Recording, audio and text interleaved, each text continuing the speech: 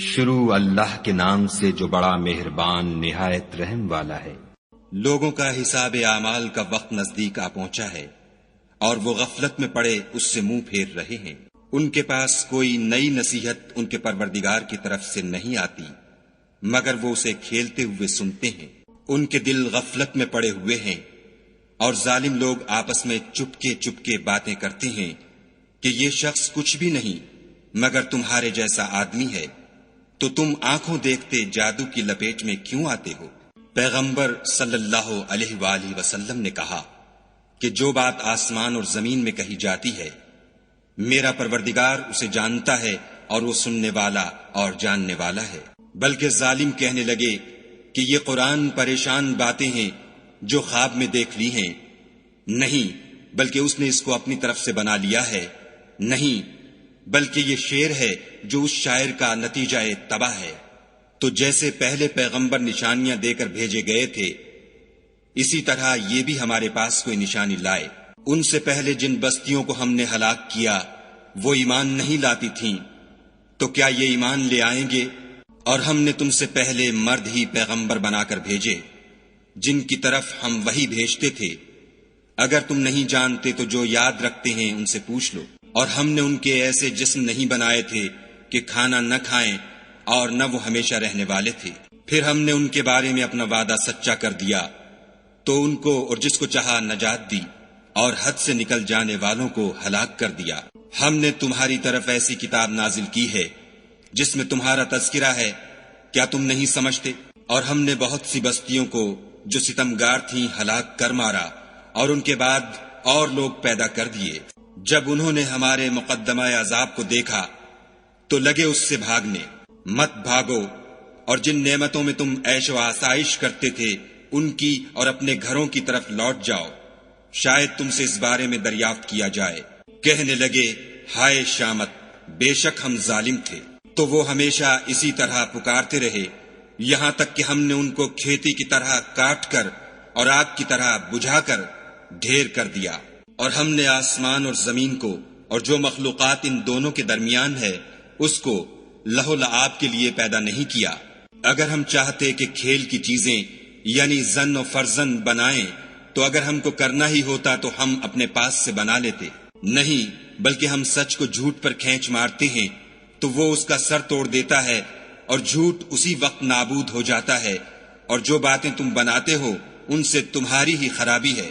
اور جو لوگ آسمانوں میں اور جو زمین میں ہیں سب اسی کے مملوک اور اسی کا مال ہیں، اور جو فرشتے اس کے پاس ہیں وہ اس کی عبادت سے نہ کنیاتے ہیں اور نہ اکتاتے ہیں۔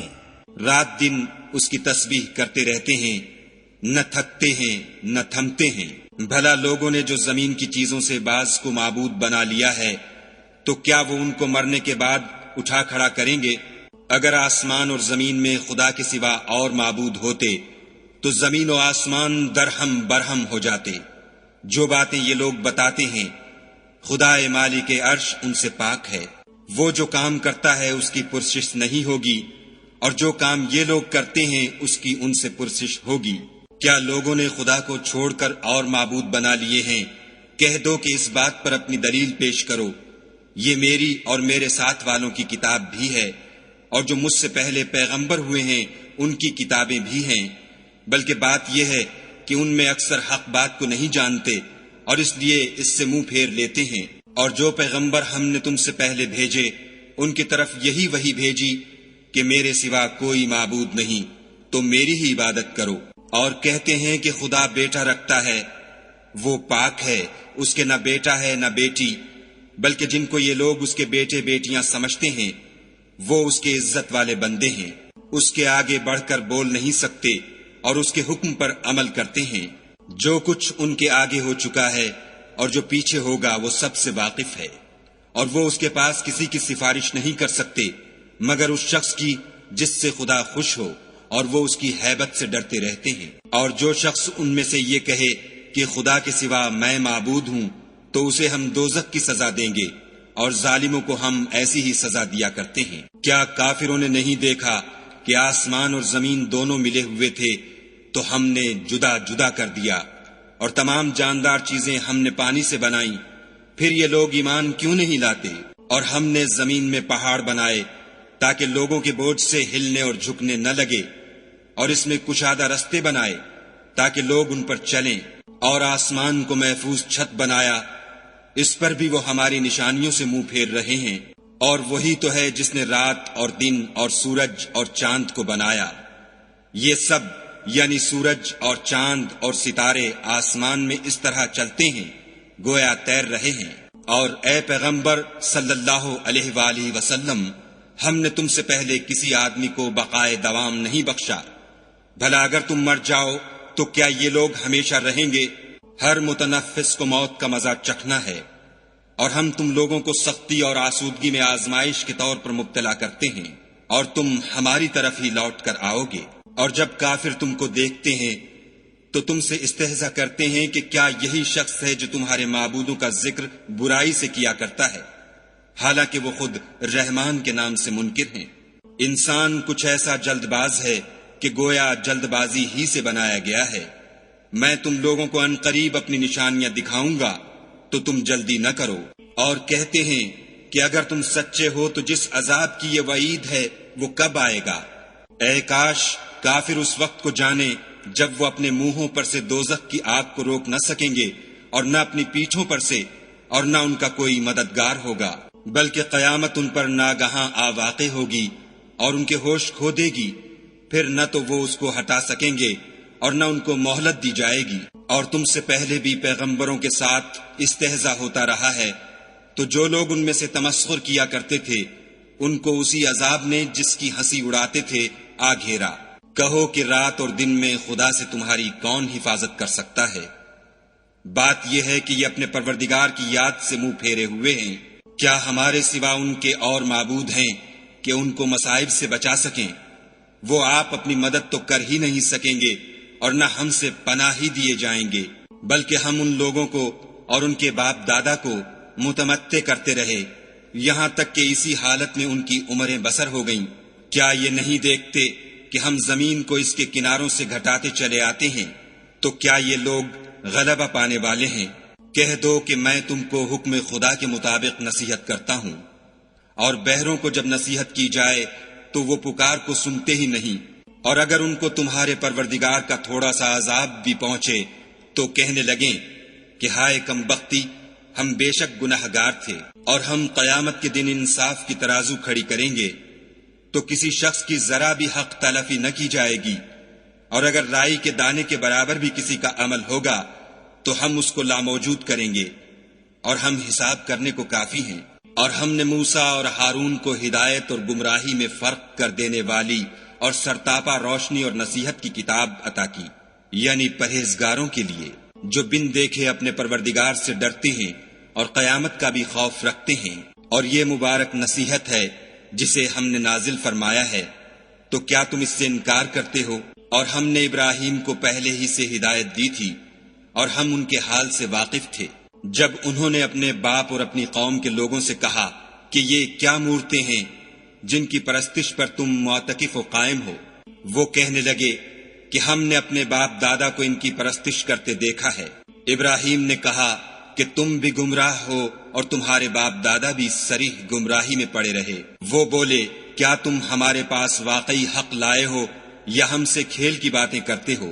ابراہیم نے کہا نہیں، بلکہ تمہارا پروردگار آسمانوں اور زمین کا پروردگار ہے جس نے ان کو پیدا کیا ہے، اور میں اس بات کا گواہ اور اسی کا قائل ہوں۔ اور خدا کی قسم جب تم پیٹھ پھیر کر چلے جاؤ گے تو میں تمہارے بتوں سے ایک چال چلوں گا۔ پھر ان کو توڑ کر ریزہ ریزہ کر دیا، مگر ایک بڑے بت کو نہ توڑا تاکہ وہ اس کی طرف رجوع کریں۔ کہنے لگے کہ ہمارے معبودوں کے ساتھ یہ معاملہ کس نے کیا؟ وہ تو کوئی ظالم ہے۔ لوگوں نے کہا کہ ہم نے ایک جوان کو ان کا ذکر کرتے ہوئے سنا ہے، اسے ابراہیم کہتے ہیں۔ وہ بولے کہ اسے لوگوں کے سامنے لاؤ تاکہ وہ گواہ رہیں۔ جب ابراہیم آئے تو بت پرستوں نے کہا کہ ابراہیم بھلا یہ کام ہمارے معبودوں کے ساتھ تو نے کیا ہے؟ ابراہیم نے کہا بلکہ یہ ان کے ان بڑے بت نے کیا ہوگا، اگر یہ بولتے ہوں تو ان سے پوچھ لو۔ انہوں نے اپنے دل میں غور کیا تو آپس میں کہنے لگے بے شک تم ہی بے انصاف ہو۔ پھر شرمندہ ہو کر سر نیچا کر لیا۔ اس پر بھی ابراہیم سے کہنے لگے کہ تم جانتے ہو یہ بولتے نہیں۔ ابراہیم نے کہا کہ پھر تم خدا کو چھوڑ کر کیوں ایسی چیزوں کو پوچھتے ہو جو نہ تمہیں کچھ فائدہ دے سکیں اور نہ نقصان پہنچا سکیں؟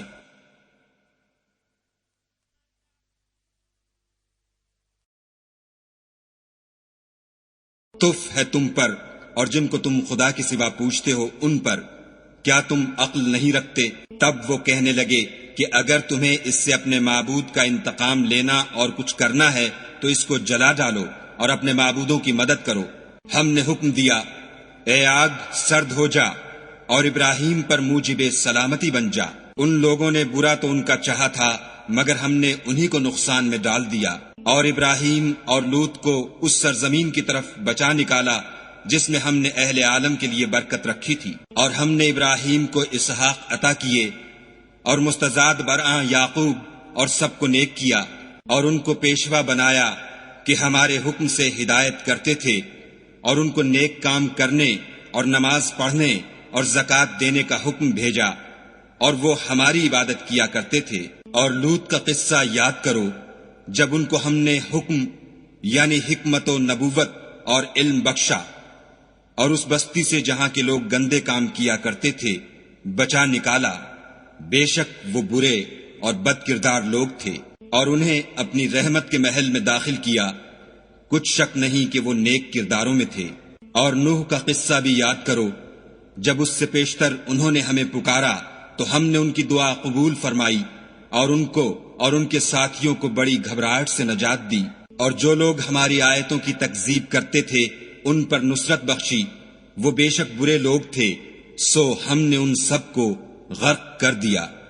اور داؤد اور سلیمان کا حال بھی سن لو کہ جب وہ ایک کھیتی کا مقدمہ فیصل کرنے لگے جس میں کچھ لوگوں کی بکریاں رات کو چر گئی اور اسے روند گئی تھیں، اور ہم ان کے فیصلے کے وقت موجود تھے، تو ہم نے فیصلہ کرنے کا طریق سلیمان کو سمجھا دیا، اور ہم نے دونوں کو حکم یعنی حکمت و نبوت اور علم بخشا تھا۔ اور ہم نے پہاڑوں کو داؤد کا مسخر کر دیا تھا کہ ان کے ساتھ تسبیح کرتے تھے، اور جانوروں کو بھی مسخر کر دیا تھا، اور ہم ہی ایسا کرنے والے تھے۔ اور ہم نے تمہارے لیے ان کو ایک طرح کا لباس بنانا بھی سکھا دیا تاکہ تم کو لڑائی کے ضرر سے بچائے، بس تم کو شکر گزار ہونا چاہیے۔